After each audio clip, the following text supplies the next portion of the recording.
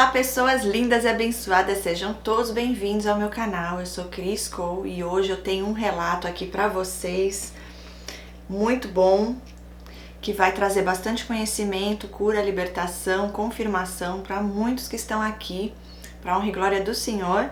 Já quero deixar aqui avisado também que as inscrições para a nova turma que começa em maio de 2024 de formação em terapeutas já estão abertas, então eu vou deixar o link aqui abaixo, caso você tenha interesse. Muitas pessoas estão me perguntando se ainda dá tempo de entrar na turma 2, não dá mais tempo porque já estamos indo para o terceiro módulo, então vai ficar muito conteúdo para acompanhar. Mas maio já tá aí, então já se preparem para a próxima turma, vocês que já têm essa confirmação no coração de Deus, de que esse o propósito maior que Ele tem para a vida de vocês, de serem terapeutas do Senhor aqui na Terra, ok? Vamos então ao relato de hoje. Ela começa dizendo assim: vou usar o meu codinome de Jane e o dele de Peter.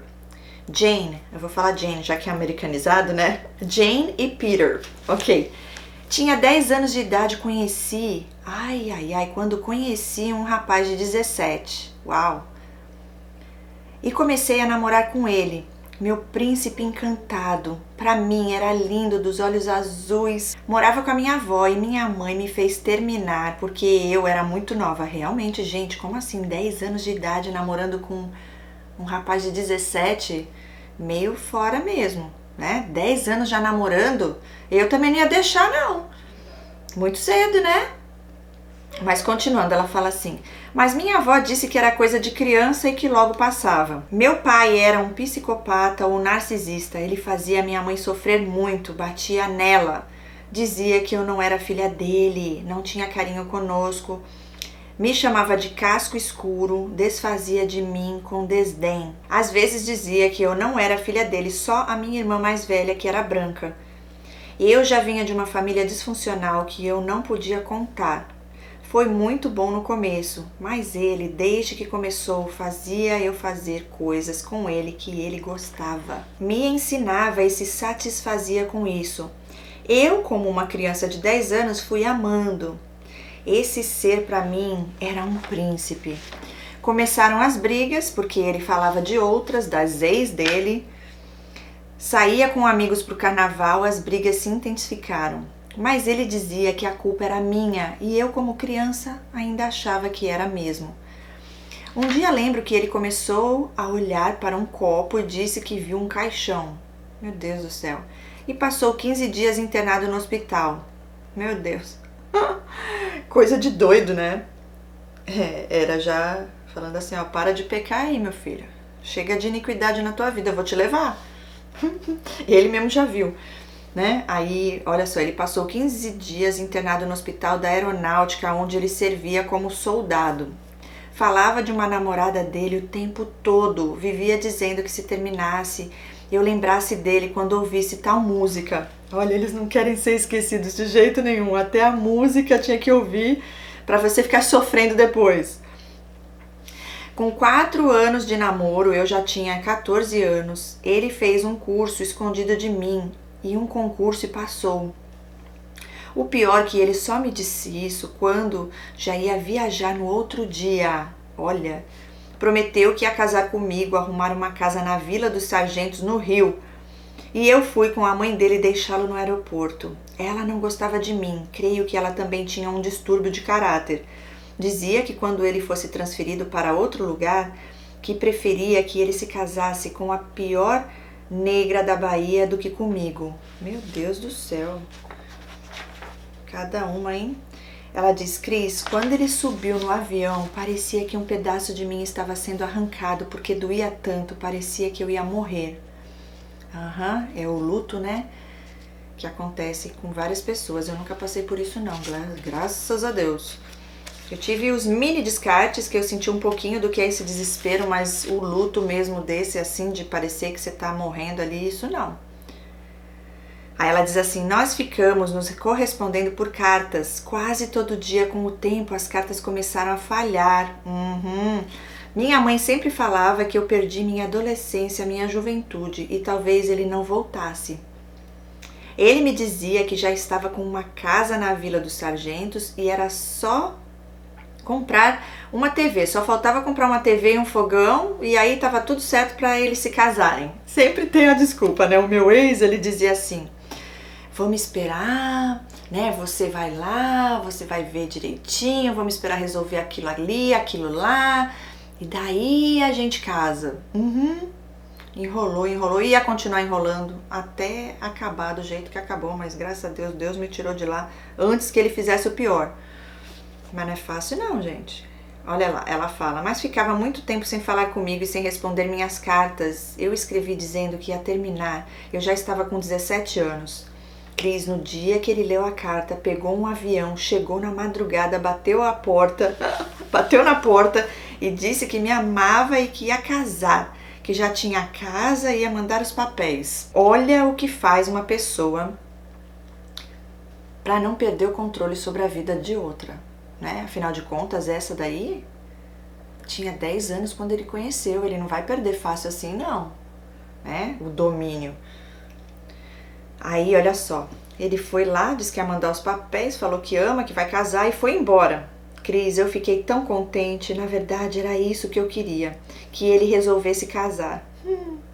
Então ele mandou os papéis, eu coloquei no cartório e na igreja. Na época eu era católica, coloquei o banho de noiva na igreja, enorme, no centro da cidade.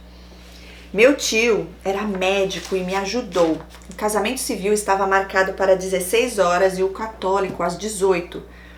Ele viajou do Rio para onde ela estava, de ônibus, para casar, mas no caminho ele me ligava todo o tempo como se tivesse em dúvida, parecia um pesadelo. Gente do céu, isso é tortura psicológica.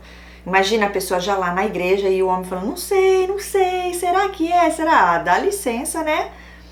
Olha só, gente.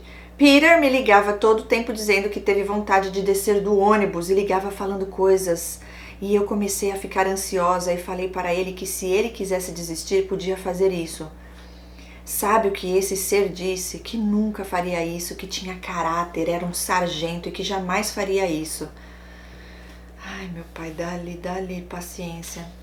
Cris, a minha vida era ele. Meu príncipe vivia em função desse amor de infância. Ele chegou e meu coração palpitou e descansou.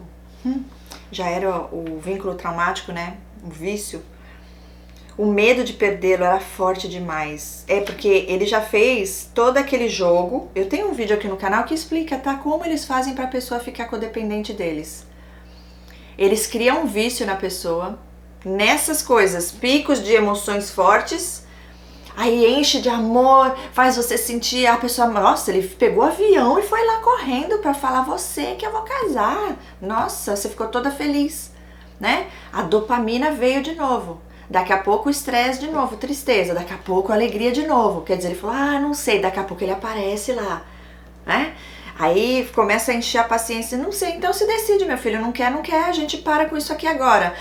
Não, jamais eu faria isso, eu sou um homem de Deus, eu sou sargento de não sei o quê. Filho do diabo, isso sim que ele é. Só Deus na causa. Daí a pessoa fica viciada, né? Olha o que ela falou. Medo de perdê-lo. Eles criam essa posse, esse sentimento de posse, né? Eu sou seu, é pra sempre, pra eternidade. Minha mulher, vamos criar uma família. Futuro falso, né? Pra alimentar a esperança nas pessoas. Ok, ele veio e um dia antes do casamento ele foi comigo visitar o pai que estava separado da mãe, falou do casamento e foi para o cartório, assinou os papéis, comprou os sapatos e as passagens para a Bahia, onde ele estava servindo. Alugou o terno e me deixou na minha irmã, de onde eu ia me arrumar, e a festa seria na casa dela. E foi para a casa da mãe dele. Meus tios eram os padrinhos do casamento, fomos para o cartório e esperamos ele das 3 até as 4 e nada dele chegar. Deu 16h30 e nada, quase 17 horas. A senhora me chamou e me disse: eu acho que seu noivo não vem. Ele tem os cabelos pretos, olhos azuis, e eu disse: sim. E ela falou: pois ele veio aqui ontem e perguntou se tinha algum problema se ele não viesse, porque tinha assinado os papéis, e eu disse que não, porque o juiz não tinha assinado. Cris, nesse momento o meu chão abriu. O chão se abriu e me engoliu. Nessa hora a igreja já estava cheia de convidados, o casamento ia acontecer. Seria às 18 horas. Eu fui para a casa da minha tia, que era a minha madrinha. E os convidados que esperavam muito tempo na igreja começaram a ir para a casa da minha irmã. Os mais íntimos. Uau! Todos queriam saber o que aconteceu. Eu voltei para a casa da minha irmã bem tarde, depois das pessoas irem embora. Cris, quando cheguei, que vi o vestido de noiva na cama e minhas malas prontas, eu caí no choro, um desespero. Eu lembro que fiquei numa rede na sala e minha mãe orando de joelhos debaixo da rede. Lembro que eu via o rosto da família dele e pensei até que ia ficar louca. E minha mãe ficava chorando e rezando de joelhos a noite todinha debaixo da rede. 3 dias depois ele me ligou, meu Deus do céu, pedindo para fugir com ele, que não queria casar, e eu disse que não ia. Com 15 dias, o quartel me mandou uma carta lamentando pelo acontecido e pedindo os recibos dos gastos que eu tive para ressarcir o dinheiro e descontar da folha de pagamento dele. Uau! E depois ele me ligou dizendo que se eu aceitasse, nunca mais eu o veria. Imagina que vai fazer ele pagar por tudo isso. Ameaçando você ainda, ó, você nunca mais vai me ver, pois eu ia dizer, melhor assim mesmo, ó. Já que não é pra te ver se eu ainda vou ganhar com isso, vou assinar é agora. Mas na dependência emocional não dá, né? Ainda mais na época ela não tinha nem a revelação de Deus, como ia saber? Achava que o homem era um perdido, tadinho, tava confuso. Eu, com a esperança que ele ainda me queria, não fiz. E ele ficou me ligando de vez em quando. E eu falava com ele, Cris, mas ele não dizia por que fez aquilo. Mas ele foi o único homem que eu conhecia e amava. O príncipe encantado. Ele nunca saiu da minha cabeça. Eu saí da casa da minha avó e voltei a morar com a minha mãe, porque a família dele morava vizinho à minha avó. Ok, paro aqui para falar mais uma coisinha. Gente, essas pessoas... Gente do céu, é só Deus na causa. Eles não falam as coisas, eles fazem. Primeiro, normalmente não pede desculpa, não esclarece nada, não põe os pingos nos is, e ainda acha que você tem que ficar quieta e aceitar. E continuar lá, como se nada tivesse acontecido. Por isso eu falo, isso é uma prova de que é manipulação, porque quem se arrepende realmente tá disposto a mudar, a não continuar fazendo aquilo, vai conversar, vai resolver, vai pedir perdão e vai mudar o comportamento. Só que essas pessoas não assumem responsabilidade de nada, né? E ainda põe a culpa no outro. E ela diz assim, 1 ano depois eu desci do ônibus e um rapaz vestido com a farda do exército me chamou e disse que tinha ido a meu casamento que não houve, e perguntou o que houve. E eu disse que não sabia. Ele era primo do noivo da minha irmã e tinha ido com a família para o casamento. Uau, anos depois, hein? E falou dos comentários no carro de volta. E acabei conhecendo esse rapaz. E ele morava com o noivo da minha irmã e começou uma amizade e logo estávamos namorando. Só que eu não conseguia gostar dele e terminava toda semana e minha mãe me fazia voltar. Dizia que eu ficasse com ele para esquecer o outro. E eu voltava. A minha mãe acolheu esse rapaz, colocou na nossa casa e fez nosso casamento. Meu pai do céu, ela casou com um homem que nem gostava. Olha só isso. Vai lá ficar com outro que você esquece o outro. Não, gente, não é assim que funciona. Tinha que fazer terapia, tinha que ir para a igreja e buscar Deus acima de tudo e se tratar, curar. Aí o que acontece? Provavelmente esse seja outro. Vamos ver. Ela diz, só que não havia amor entre nós. Logo após o casamento começou uma frieza da parte dele. Aí, tá vendo? Já era outro traste. Outro ser das trevas. Ele não queria fazer sexo comigo ou sair. Dizia que não tinha vontade, que não me amava. Cheguei até a pensar que ele fosse gay. Pode ser, viu? Não descarte essa hipótese. Não havia amor entre nós, mas tínhamos respeito e admiração. Ah, só pra te falar uma coisa. No dia do casamento ele passou gritando no carro quando eu ia saindo vestida de noiva para ir para a igreja, pois me arrumei na minha avó. Não entendi essa parte, o que ele gritou? Ela diz, pois a igreja era próximo da casa dela. Sim, casei, se passaram anos, mas nunca esqueci. Cris, acredita que guardei todos os papéis do casamento, tanto do cartório quanto os banhos de igreja? da igreja, né? Lá do primeiro, né, gente, que ela casou. Deixa eu voltar aqui pra entender melhor, porque ficou meio confusa essa parte. Quem gritou, como gritou, o que falou. Não havia amor entre nós, mas tínhamos respeito e admiração. Ah, só pra te falar uma coisa. No dia do meu casamento, ele passou gritando no carro quando eu ia saindo vestida de noiva para ir para a igreja, pois me arrumei na minha avó. Pois a igreja era próximo da casa dela. Sim, casei, se passaram... Ah, tá. Aqui ela ainda estava falando desse segundo que ela casou, tá? O outro doido. O outro transtornado e perturbado da cabeça. Agora ela vai começar a falar do primeiro lá, o da infância. Sim, casei, se passaram anos, mas nunca esqueci. Nunca esqueceu lá o outro. Cris, acredita que guardei todos os papéis do casamento, tanto do cartório quanto os banhos da igreja? Acredito. Eu queria um dia entregar nas mãos dele. Nunca tinha passado na minha cabeça que a culpa era dele. Ele sempre disse que a culpa era minha. Achava que a mãe dele também seria culpada. E mesmo casada, eu nunca deixei de amá-lo. Na verdade, isso nunca foi amor, tá?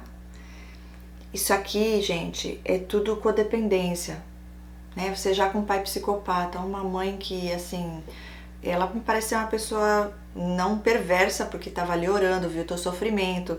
A pessoa também perdida, provavelmente, né? Mas não vejo ela como uma pessoa mau caráter, mas também era, né, disfuncional aí. Porque os conselhos que ela te deu aí também não ajudaram nada. Mas não era amor não, tá?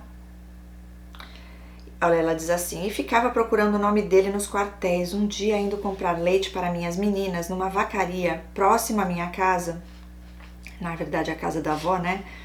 Encontrei com ele, que pegou no meu braço e me disse que nunca me esqueceu e que se eu o quisesse, ele criava minhas 2 filhas e que ele tinha uma filha e nós ficaríamos todos juntos. E me seguiu até o ponto de ônibus e ficou gritando: eu te amo, quando eu subi no ônibus. Gente do céu, é o love bombing. Onde ele te conseguiu, ele queria manter ali acesa a chama da paixão, do vício, né, da dependência. Após 30 anos, minhas filhas já casadas, tive um filho também e 30 anos depois, eu consegui o número de telefone dele, liguei e falei com ele. Disse que estava com os papéis e queria entregar. Marcamos um encontro e fui.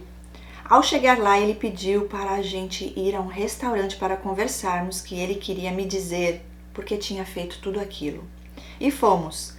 Ao chegar no restaurante, ele disse que fez isso porque achava que eu não gostava dele. Ai, que ia casar só porque a minha mãe queria. Eita, desculpa, esfarrapadíssima, gente. Eu entreguei os documentos e fui para casa. Cris, eu nessa época já tinha me convertido, era evangélica. Achava que não ia acontecer nada e que estava muito forte e que não ia acontecer nada.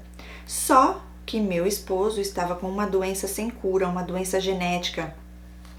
E ele ficou me ligando que queria me ver de novo e nos encontramos várias vezes até que ele conseguiu me enganar de novo. Disse que se arrependeu e que queria consertar o mal que ele me fez. Que queria casar comigo, que sabia que meu marido estava doente, colocava músicas pelo celular. Meu pai do céu. Até que ele conseguiu me enganar e ficou comigo. Mesmo sabendo do meu marido, dizia sempre: deixa ele que você vai ver no outro dia eu caso com você.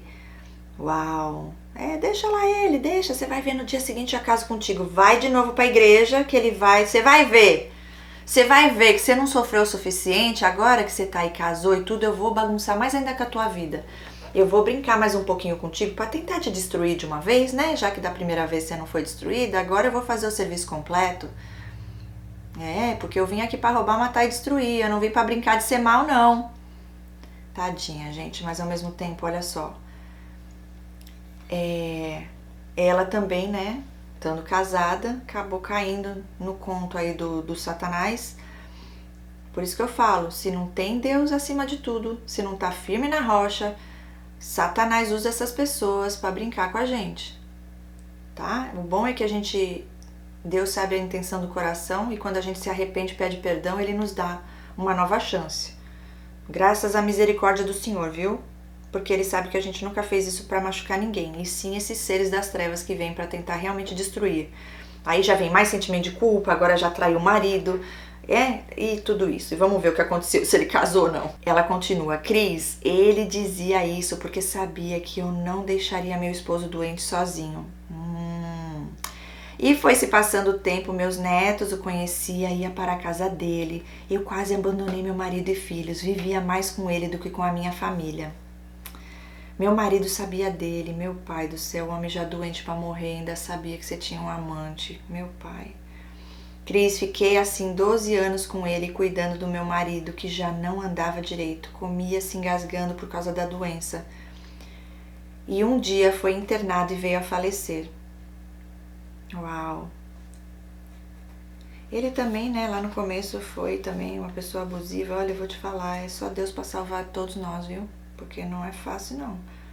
Nesses 12 anos foram brigas, ele me humilhava. No outro dia estava dizendo que eu não o merecia, que eu era uma louca, não tinha mudado nada. E aí gritava comigo nos restaurantes, a polícia até chegou em um restaurante e ele brigava com os garçons, com o dono do restaurante. Fomos até expulsos de um restaurante pelas polícias. Gente, esse daí é bem sociopatinha, né? Eles são impulsivos. Foram anos de sofrimento, eu o via arranjar mulheres e dizia que eu colocava coisas na cabeça, que eu inventava mulheres pra ele. É o gaslighting. Vai, louca. O cara tá lá com uma mulher na tua frente, você tem foto e tudo, você tá vendo coisa, você tá tendo alucinação. Às vezes as mulheres ligavam para ele e eu atendia, e ele dizia que nem sabia o nome delas. Ah, sim, não sabe o nome, né? Só o endereço. E se fazia de vítima e me humilhava no meio da rua, quebrava celulares, brigava. E eu comecei a observar que ele olhava para casais e não era para a mulher, era para os homens. Olha aí, a tua suspeita lá atrás, né? Acho que era desse que você falou que não tinha mais vontade, ou era o segundo, sei lá. Já tô confusa aqui nesse relato de tanto transtornado. Ok, e também olhava para os garçons, cozinheiros, meu pai do céu. E quando eu falava, ele gritava no restaurante bem alto, todos olhavam. Uau! Eram só brigas e brigas, e eu comecei a perguntar a Deus por que eu queria deixar ele e não conseguia. E Deus começou a me mostrar através dos seus vídeos, e eu comecei a abrir meus olhos. Mas mesmo sabendo de tudo, mentiras, torturas, e ele dizia que aprendeu no exército torturar. Eu chorava e ele sempre dizia que eu não iria conseguir viver sem ele, que eu nunca arranjaria uma pessoa como ele. Ah, como ele não, e graças a Deus te ouça. Igual a ele, melhor que nunca mais mesmo, né? Vai arrumar alguém melhor, que ninguém merece. Ok, e depois já tinha aberto meus olhos e eu não podia deixá-lo. Ele deixava áudios de mulheres para que eu visse no celular. E vi que ele estava dando em cima de uma vizinha dele, o meu pai. E ele dizia que ele tinha caráter, que conheceu ela menina, que era muito nova para ele. Ah, tá. E você não era, né? Cris, quando meu marido faleceu, eu já sabia que ele que era doente. Quando falei para ele que eu não brigava com meu marido como com ele dizia que era porque o meu marido era um atestado barriga branca. E eu comecei a pressioná-lo para casar. Não porque eu queria casar com ele, mas porque eu sabia que se eu fizesse isso, ele me deixaria. Ah, você já entendeu, né? Que eles fazem o contrário do que a gente quer. Eles são destruidores de sonhos. Ele pediu mais 2 anos para casar sabendo que eu tinha uma casa, tinha dinheiro e ele também ganhava bem. Só que ele nem casa tinha, ele morava com a mãe. Até hoje é assim.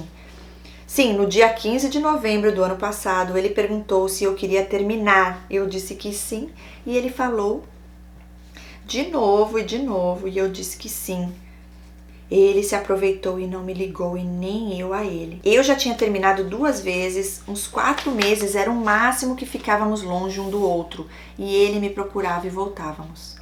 Uma vez, porque ele me bateu, rasgou meu vestido e apertou meu pescoço, eu chamei a polícia, mas ele desceu e falou com os policiais, mostrou a carteira de sargento e aí os policiais já mudavam. É tudo uma máfia, né?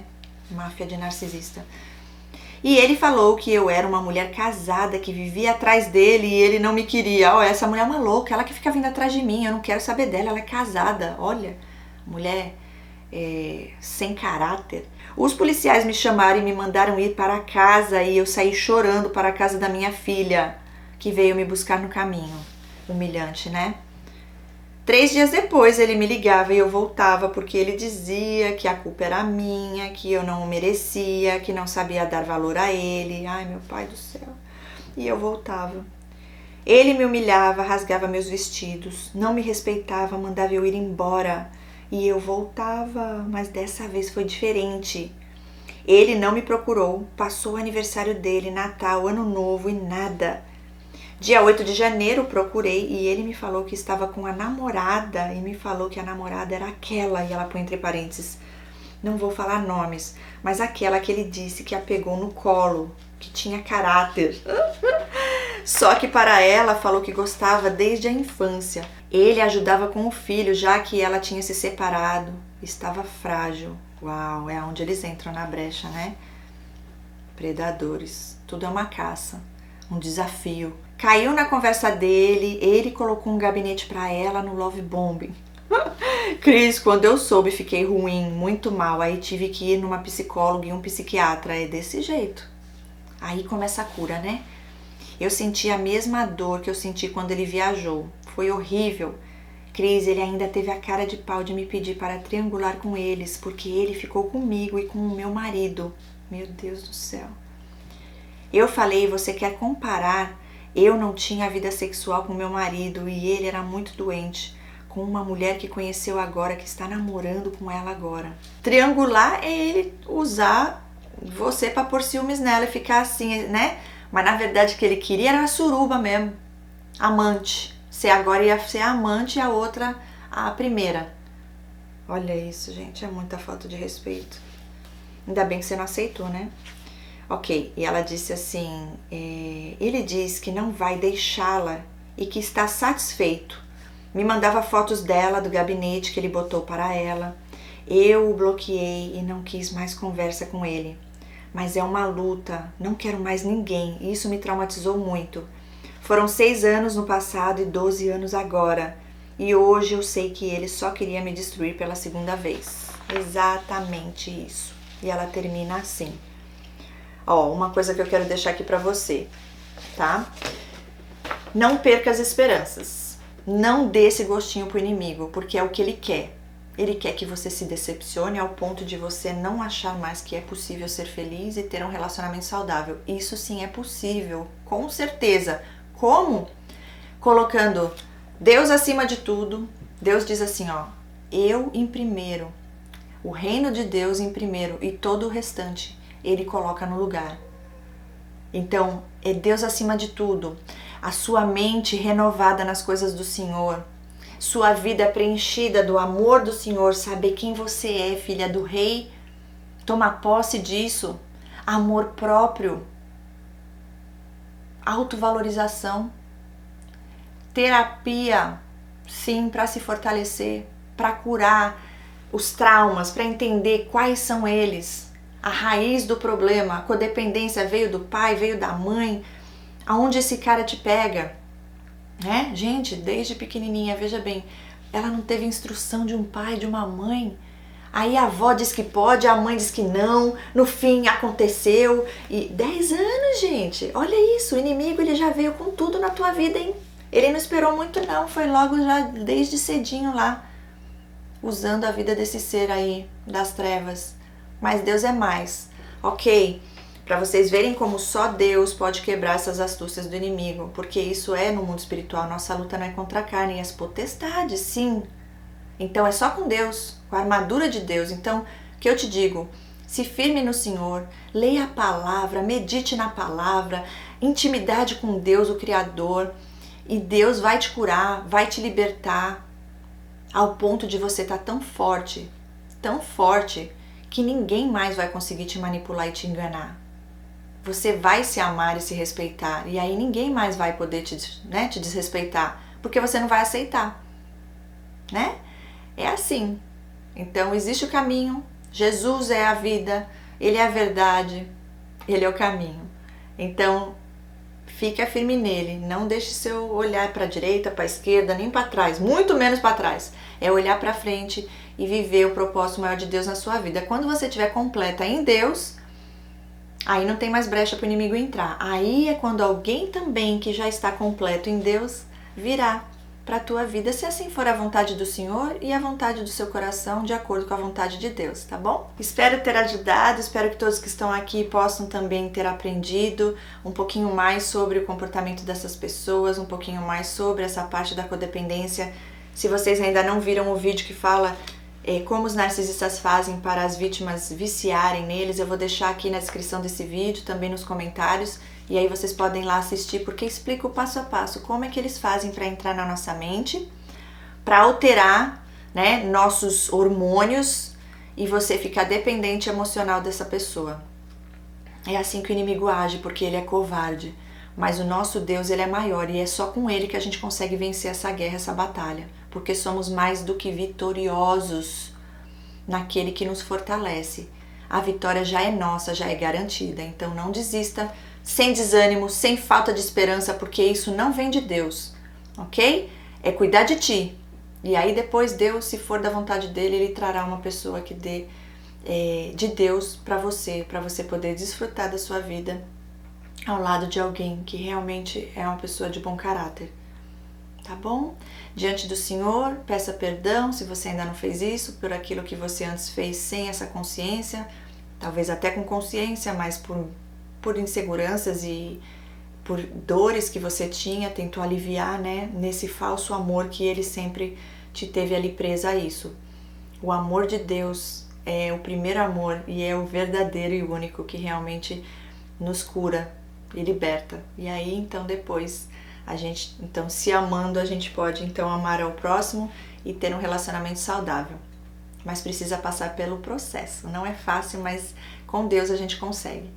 Deus te abençoe. Deixo aqui avisado também para vocês que querem terapia, precisam de atendimento. Eu tenho minha equipe, o website está aqui também na descrição do vídeo. Vocês podem ir lá e conhecer um pouquinho de cada um deles. E também comigo, se você precisar de atendimento, eu também sou terapeuta cristã, é só entrar em contato, tá bom? Deus abençoe, beijos no coração e a gente se vê em breve no próximo vídeo. Até lá, tchau, tchau!